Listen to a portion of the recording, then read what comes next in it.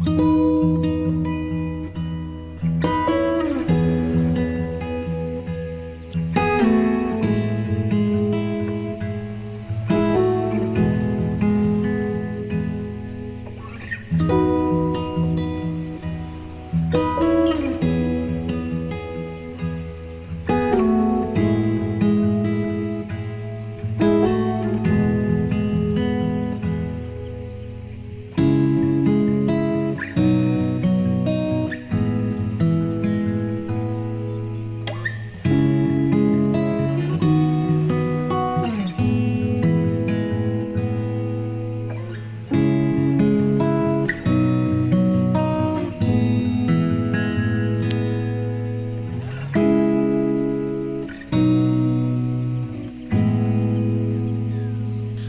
can't believe it's the end of January already.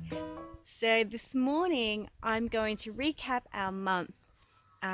We're going to do a monthly total spend because we do a little bit of shopping, and we use the money we make from selling our excess produce to buy essentials that we can't grow ourselves. So spices, salt, vinegar, oils, rice, grains, and that sort of stuff. So we stocked up the pantry again this month because we were down in Melbourne, and I went to one of my favorite wholesalers where I can get great priced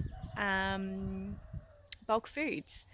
We decided that this month I didn't have that much to play with. I had a little bit over $100, and while I love shopping at our co-op, I couldn't afford to do that this month, so we still emphasized on Australian produce, but we kind of went somewhere else. It's still a family-owned business, and I like that, but it is on a much larger scale, and so they can sell things a little bit cheaper than our local co-op can. But once funds increase in our kitty again, yeah, I hope to go back to our local, and that's where I go to our local when I'm not in Melbourne, because I'm not in Melbourne that often. I try to avoid going anywhere too busy. Bit of a country girl now. So we're not really there that often, so I did kind of bulk up on things that I needed for preserving. But anyway, let's go and see how this month went.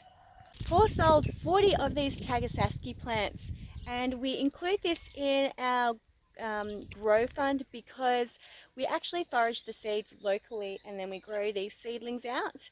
They are a forage tree, they fix nitrogen, but the leaves and stems, they are a fodder plant. So cattle can eat them, sheep can eat them, goats can eat them, pretty much anything can eat them, because they're also known as false tree lucerne because they have the same nutritional properties as lucerne hay would. So we use these on our farm. Ours are growing nicely, but they're not big enough to be harvesting seed from yet.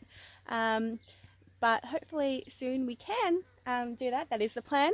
But for now, we forage the seeds in some of our local secret spots. And yeah, we sell the plants for other people to set up, you know, permaculture grazing system for their animals. So the 40 plants that Paul sold means we've got an additional $130 in our fund, which next month I'll use that to get some olive oil because we're just about all out, and some of my favorite balsamic vinegar, which is made on a family farm in Mildura, which is about 6-7 hours from here. It is still in Victoria, but it's right at the other end of the corner, and it is the best balsamic I've ever had.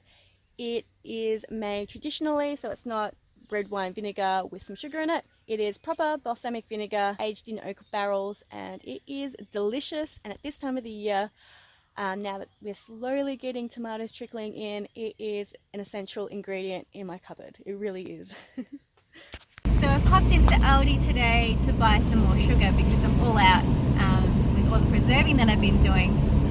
And I went there specifically because I wanted to buy their organic sugar. Someone had said that they sell organic sugar, and that is the only place that I've been able to find it here.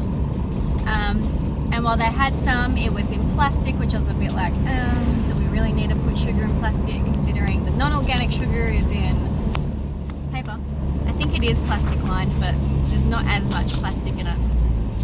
But then when I read the packet, it was product of India, which is fine, you know, but no, it's not fine. Australia has so many sugar plantations. Is that the right word to call it? I don't know. And I know we've got organic growers here, so I know that we don't need to be importing Indian sugar.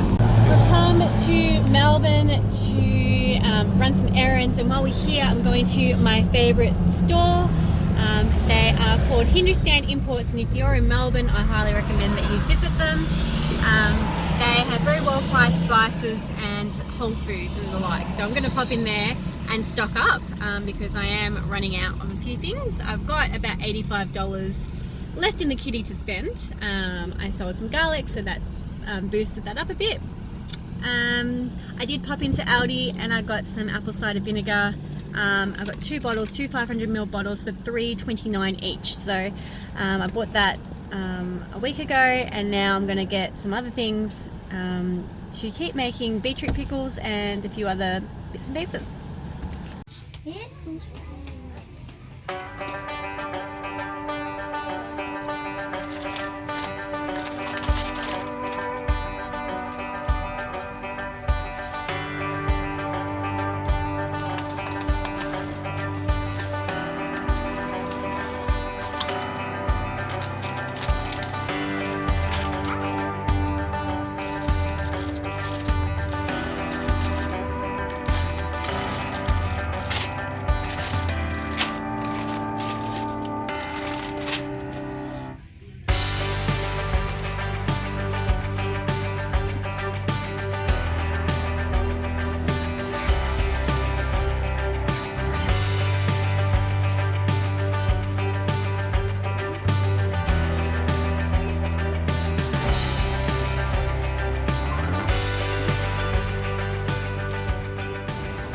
So we spent a little over $80, which my budget was $85, and I got everything I needed except for soy sauce, but soy sauce here had flavor enhancers, so I left it on the shelf.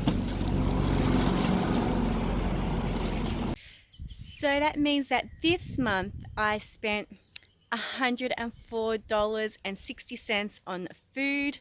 A lot of that was spices and vinegar, and bulk rice, just to get us through a couple of months. Preserving, and the rice, you know, it's great. It's a great filler or side dish for a lot of this veg and meat that we're eating. So I thought that would be a nice handy addition in the pantry.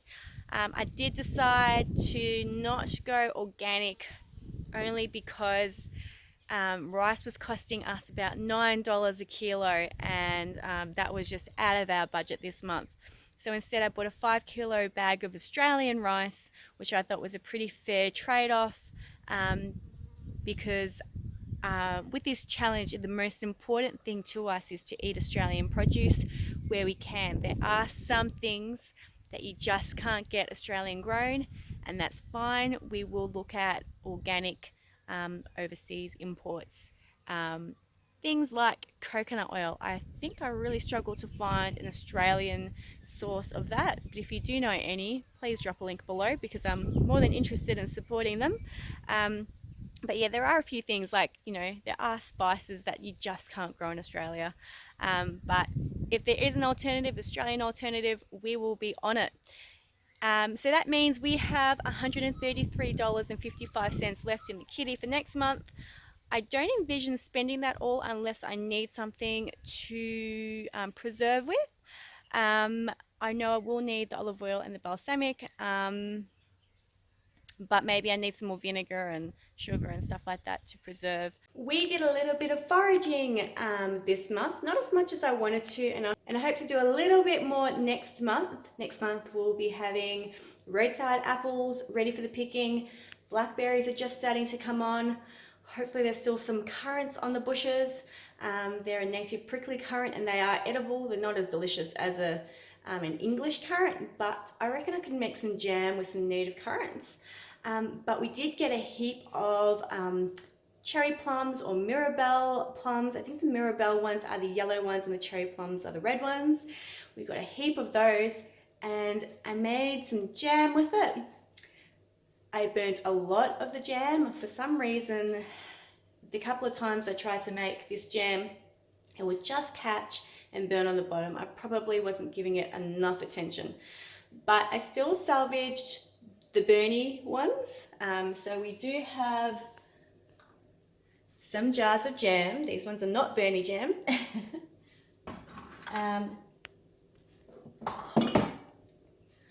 With the burnt batch, I made some plum sauce. I played on the smoky flavor by adding some chipotle chili in it. So this has been really good.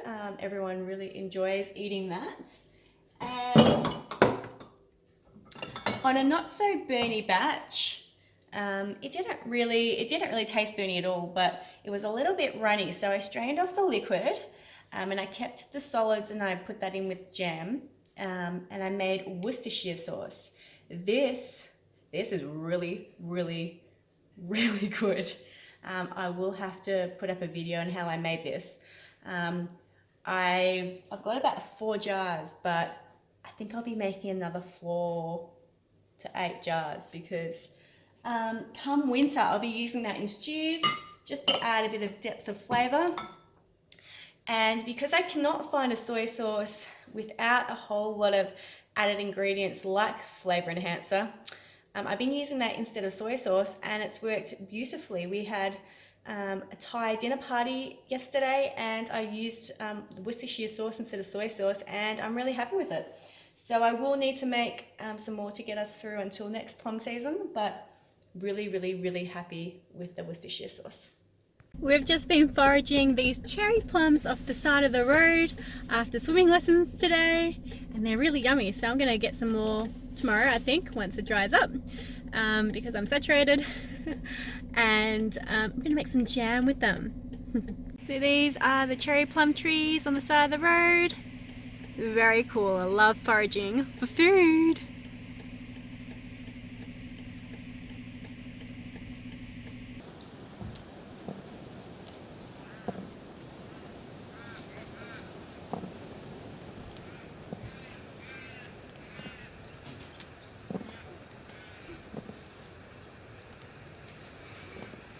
So I'm just going to make some jam with my Mirabelles and cherry plums that we foraged from the side of the road. I'm just going to make it like you would make a regular plum jam, same amount of sugar to fruit, and I'm also going to pop a lemon in each one of them. I separated them into colours because I'm weird and I like to do that. So I'm going to make a yellow jam and a red jam, and I think they'll look really pretty in the jar. Foraging wild Australian prickly currants from our dam. So thank you for watching guys, and I will see you next time on the vlog.